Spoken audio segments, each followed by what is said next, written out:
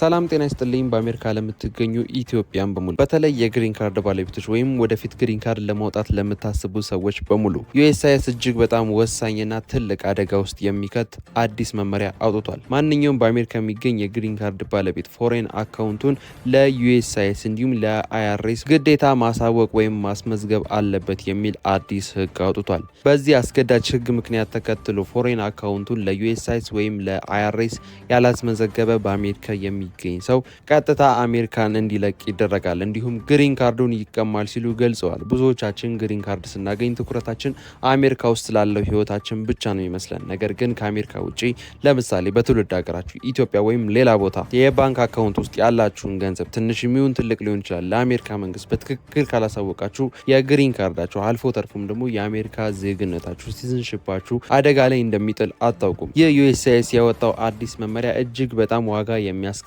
እንዲሁም አንዲትም ብትሆን ስህተት የማይፈልግ መመሪያ ነው። ሙሉ ዝርዝር መረጃውን በዛሬ ቪዲዮ የምነግራችሁ ይሆናል። ነገር ግን ከዛ በፊት እኔ ለማታውቁኝ ሰዎች ጆሲ ይባላለሁ። እንደዚህ አይነት ከዩኤስ ኢሚግሬሽን ጋር የተገናኙ ቪዲዮዎች ነው የማዘጋጀው። በአሜሪካ በምንም አይነት ሁኔታ ውስጥ የምትገኙ ኢትዮጵያን ቻናሉን ሰብስክራይብ ማድረጋችሁ እንዳትረሱ፣ ቪዲዮንም ላይክ ያደረጋችሁ ጀምሩት። ወደ ጉዳያችን ንግባ። Good afternoon, this is Sean Golding with Golding & Golding, here to focus specifically on some of the key differences between FBAR and FATCA. So when it comes to individual taxpayers, U.S. citizens, lawful permanent residents, foreign nationals who meet the substantial presence test, and they have foreign accounts, assets, and investments, two of the key acronyms they need to know is FBAR, Foreign Bank and Financial Account Reporting. የእነዚህን ዌብሳይቶቹን ሊንክ ማለትም የኦፊሻል የዩኤስሲአይኤስ ዌብሳይት ሊንክ ጨምሮ ማለት ነው ዲስክሪፕሽን ቦክስ ውስጥና የኮሜንት መጀመሪያ ላይ ያስቀምጥላችኋለሁ። ኢንፎርሜሽን በራሳችሁ ማግኘት የምትፈልጉ ሰዎች ያስቀምጥኩላችሁን ኦፊሻል ዌብሳይት ሊንኮች መጠቀም ትችላላችሁ። መግቢያ ላይ እንደነገርኳችሁ ዩኤስሲአይኤስ አዲስ መመሪያ አውጥቷል። እጅግ ጥብቅ የተባለ መመሪያ ማለት ነው። በአሜሪካ የምንገኝ ሰዎች ብዙውን ጊዜ የምንሳሳተው አንድ ትልቅ ነገር አለ። እኔ ገና የአሜሪካ ዜጋ ወይም ሲቲዝን አልሆንኩም፣ የግሪን ካርድ ባለቤት ነኝ ወይም ደግሞ በግሪን ካርድ አማራጭ ብቻ ነው ያለሁት ወይም ግሪን ካርድ ብቻ ነው ያለኝ። ስለዚህ በአሜሪካ ሕግ መሰረት በውጭ ሀገር ያለኝን ንብረት ወይም የባንክ አካውንት የማሳወቅ ግዴታ የለብኝም ብለን ነው ብዙዎቻችን የምናስበው። ነገር ግን ይህ ትልቅ ስህተት ነው። አዲሱም ዩኤስሲአይኤስ ያወጣው መመሪያም ይህንን ነው የሚከለክለው። በአሜሪካ የግብር ሕግ ማለትም አይአርኤስ ማለት ነው እንዲሁም በኢሚግሬሽን ዩኤስሲአይኤስ ሕግ መሰረት ወይም በአሜሪካ ኢሚግሬሽንና ዜግነት አገልግሎት ሕግ መሰረት ማለት ነው አንድ ሰው ሎፎር ፐርማነንት ሬዚደንስ ወይም ደግሞ የግሪን ካርድ ባለቤት ከሆነ ቀን ጀምሮ ማለትም ግሪን ካርድ ከተሰጠው ቀን ጀምሮ እንደ አሜሪካ ዜጋ ነው የሚታየው። ማለትም የአሜሪካ ዜጋ ቀጥታ ማለትም ሙሉ በሙሉ የአሜሪካ ዜጋ ባይሆን እንኳን እንደ አሜሪካ ዜጋ ነው ትሪት የሚደረገው ወይም የሚታየው። ይህ ማለት በአሜሪካ ውስጥ የምታገኙት ገቢ ብቻ ሳይሆን ከአሜሪካ ውጪ በማንኛውም ዓለም ክፍል ውስጥ የምታገኙት ገቢ፣ ለምሳሌ በኢትዮጵያ ወይም የኢትዮጵያ ዜግነት ያላችሁና በኢትዮጵያ የምታገኙት ገቢ አለ ወይም ደግሞ ከኢትዮጵያ ውጪም ሊሆን ይችላል። ወርልድ ዋይድ ያላችሁን ኢንካም እንዲሁም የባንካችሁን አካውንት የማሳወቅ ግዴታ አለባችሁ ለአሜሪካ መንግስት ወይም ለአይአርኤስ ወይም ለዩኤስሲአይኤስ ማለት ነው የማሳወቅ ግዴታ አለባችሁ። Good afternoon, this is Sean Golding with Golding & Golding, here to focus specifically on some of the key differences between FBAR and FATCA. So when it comes to individual taxpayers, U.S. citizens, lawful permanent residents, foreign nationals who meet the substantial presence test, and they have ታዲያ መግቢያ ላይም እንደነገርኳችሁ ዩኤስሲአይኤስ አዲስ ያወጣው መመሪያም ይህንኑ ነው የሚደነግገው። ህጉ ምን ይላል እንዲሁም ደግሞ ማነውስ ማሳወቅ ያለበት የሚለውን ቀጥሎ ነግራችኋለሁ። እዚህ ጋር በሰንጠረዥ ላይ እንደምትመለከቱት በደንብ ልታስተውሉት የሚገባ ነገር አለ።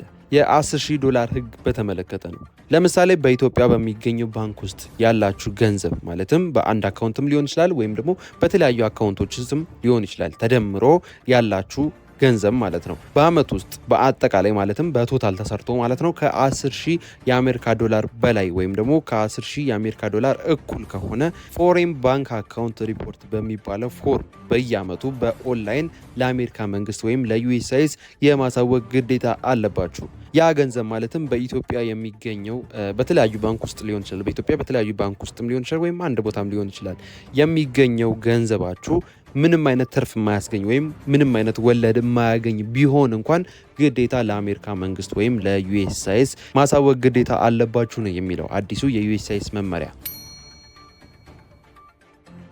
ይህ ጉዳይ ታዲያ ከዩኤስሲአይኤስ እና ከኢሚግሬሽን ጋር ምን ያገናኘዋል? ኢሚግሬሽን ኢምፓክቱ ወይ ደግሞ ቪዛችን ላይ ምን አይነት ጉዳት ነው የሚያመጣው? ምንድነው የሚያገናኘው የሚለውን ስንመለከት 3 ነጥቦች እናነሳለን። የመጀመሪያው የዜግነት ፎርም ወይም ፎርም ኤን 400 ስትሞሉ ማለት ነው ወደ አሜሪካ ዜግነት ለመቀየር ግሪን ካርዳችሁን ጨርሳችሁ ዜግነት ለማድረግ ወይም ወደ ዜግነት ሙቭ ለማድረግ በምትሞክሩበት ጊዜ ማለት ነው የአሜሪካ ዜግነት ለማመልከት ኤን 400 ፎርም ስትሞሉ ግብሮትን በትክክል ከፍለዋል ወይስ አልከፈሉም፣ እንዲሁም ደግሞ ከአሜሪካ ውጭ ያሉትን የባንክ አካውንት አሳውቀዋለሁ የሚል ጥያቄ አለ ኤን 400 ፎርም ላይ።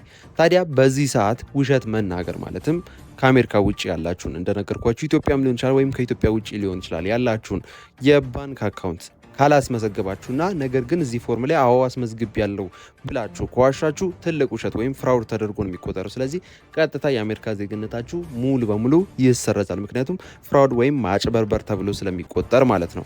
ሁለተኛ ላይ ደግሞ መልካም ስነ ምግባር ወይም ጉድ ሞራል ካራክተር በሚባለው ስር ማለት ነው ዩኤስሲአይኤስ ለአንድ ሰው ዜግነት ከመስጠቴ በፊት ያ ሰው መልካም ስነ ምግባር አለ ወይስ የለውም የሚለውን ማረጋገጥ ይፈልጋል ዩኤስሲአይኤስ ማለት ነው። ሆን ብሎ የውጭ ሀገር ባንክ አካውንቱን እንዲሁም ግብርን መደበቅ የማጭበርበር ወንጀል ተደርጎ ስለሚቆጠር የዜግነት ጥያቄን ሙሉ በሙሉ አሁንም ውድቅ ያደርጋል። ምክንያቱም ጉድ ሞራል ካራክተር የሚባለው ህግን በሙሉ የሚያከብር ሰው ነው። ወይም ደግሞ ጉድ ሞራል ካራክተር አለው የሚባለው በአሜሪካ ያሉትን ህጎች ማለትም የአሜሪካን ህጎች ማለት ነው ሙሉ በሙሉ ምንም ሳያጭበረብርም ሆነ ምንም አውቆም ሳያውቅ ሊሆን ይችላል ሳያጭበረብር ወይም ሳያታልል ለህጎቹ የሚገዛ ሰው ነው ጉድ ሞራል ካራክተር አለው ተብሎ የሚቆጠረው። ስለዚህ ዩኤስሲአይኤስ የአሜሪካ ዜግነት ከመስጠቱ በፊት የዛን ሰው ጉድ ሞራል ካራክተር ያያል በዚህ በነገርኳችሁ መሰረት ማለት ነው።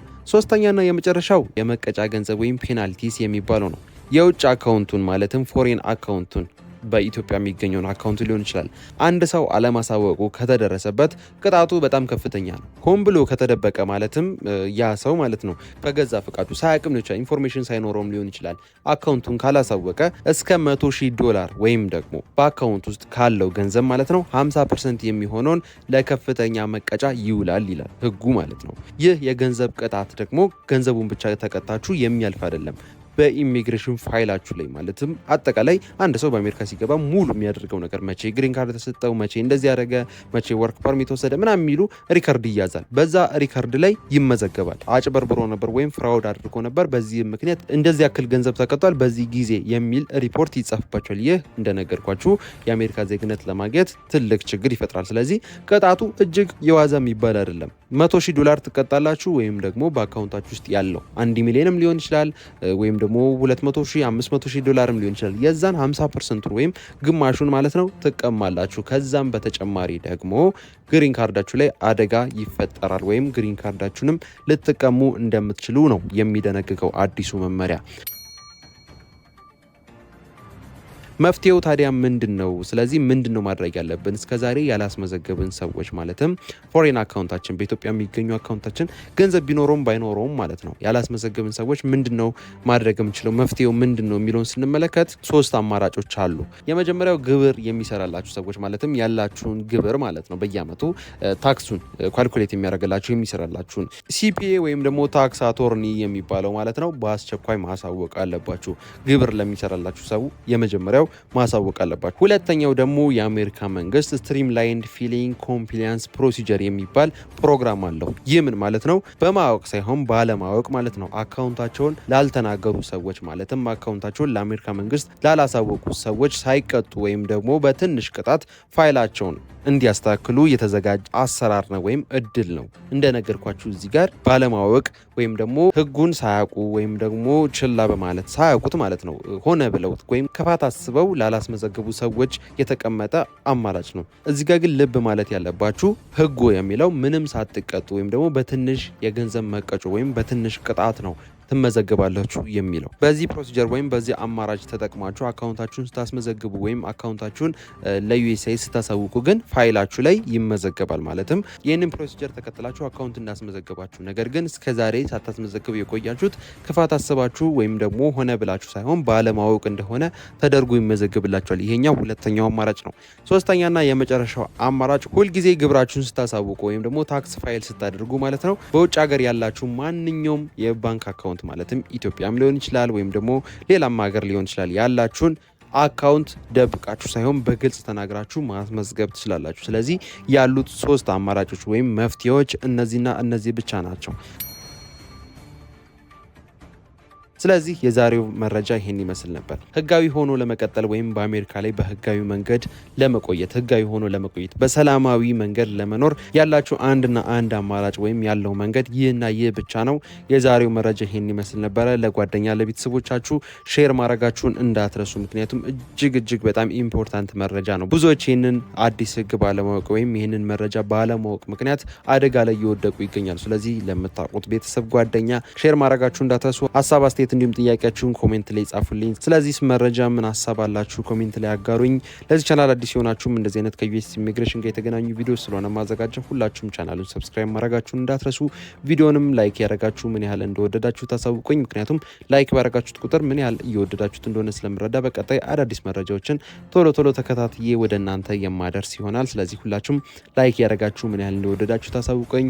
በቀጣይ በሌላ ቪዲዮ በሌላ መረጃ እንገናኛለን። ለሁላችሁም መልካም እድል። ፈጣሪ ከእናንተ ጋር ይሁን። መልካም ጊዜ